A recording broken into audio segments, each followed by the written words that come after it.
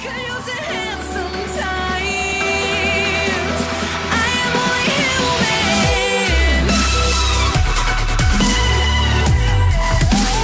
I am only human.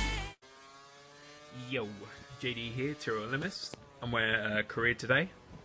The reason why I've done this track is not only because I've got it this weekend in the AOR F1 leagues, but mainly because I found it probably the hardest track I've ever had to learn with no assists, just because of the braking points, racing line. It's just been pretty much of a nightmare really. But after quite a few laps around here, I think I've finally managed to work out how to do this track properly. So I thought I'd share it with you today. So use all your curves again. Look for the gap in the barrier for that first corner, the blue fence. That's your braking point. Go back down to first gear here. As soon as you get the car straightened out, you want to use about 3/4 of your curves. Come up this straight. Getting the DRS as low as you can. And for this next corner, I'm looking on the right hand side of the track, which is the first brake marker board, 150-meter board. Just before you hit that there, that's your braking point. Do a nice like apex in first gear. Try and avoid the curbs, because curves around here can spin you out quite badly. And for this next corner, next hairpin, we'll be looking for the middle brake marker board, 100-meter board. Just before you hit that again, do a nice late apex in first gear. Come out here, as soon as you hit the left part of that curb there, go back down to first. Do nice and wide, hold it in first, late apex again. Once you get the car straight, then put down the throttle to avoid the wheel spin. For these next series of corners, take a flat out in 6th gear. So flat out through here, flat out again. Look for the barrier on the left there, as it sticks out. As soon as you hit that, go down to 4th. Do a late apex here, put it in first. Try and avoid the curb once again. Then go flat out into this in 4th gear. As soon as you go to the middle of the track, go into 3rd. Let the engine do the braking for you. Do a late apex again here in 3rd. And back up to 4th. Do a nice little lift. Then back on the power. Look for the red part of the barrier there. Go back down to 2nd. And go as wide as you can. Go to 1st. Do a late apex. And then just feed in the throttle. And then you make your way to the line.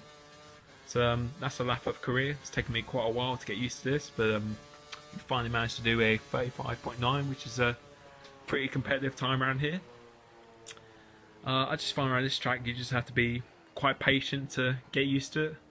For me, I think the best way I describe this track is really just being a slow in, fast out kind of track. Like, you just got to be patient on the entry, but if you're patient, it rewards you on the exit if you get a better exit.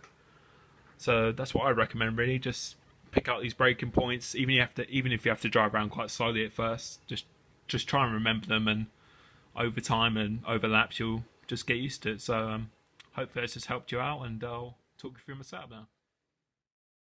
Moving on to the setup now. I use a 3-1 in qualifying. Even for 50% in the race, that won't be changing at all. And even in a 100% race, it will still be 3-1. Just find that wing just seems to give the best compromise around here. For the braking, 47-53 high small. Just helps with my consistency. I just never lock up on them brakes, and the small brakes, it makes the car actually weigh less as well. I'm not sure if it actually makes a difference, but for me, I just always seem to be most comfortable in doing my best laps when I use high small.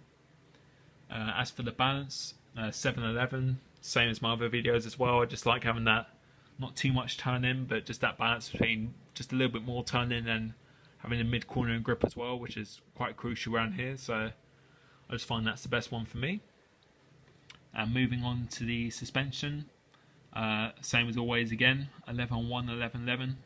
11 on the front just helps for turning, and the 11-11 on the back just seems to make the car more stable. Every other suspension I've tried, just haven't liked it quite as much.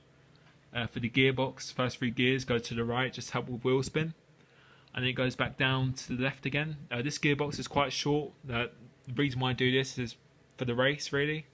Like, it's not really the straights aren't really that long, and you don't really top out. You wouldn't top out in the main 7th gear if it went all the way to the right. So the short gearbox just helps with acceleration. For 50%, 100%, it just seems to be the best one for me. And then for the alignment, just same as usual. Top 2 to the left, bottom 2 to the right. I've never really played around with this that much. I've tried all the way down the middle before, but for me, just makes the car most stable, and most of all, just gives me the best laps whenever I've done it. So hope you enjoyed that video today. Hope you liked the lap and the setup as well.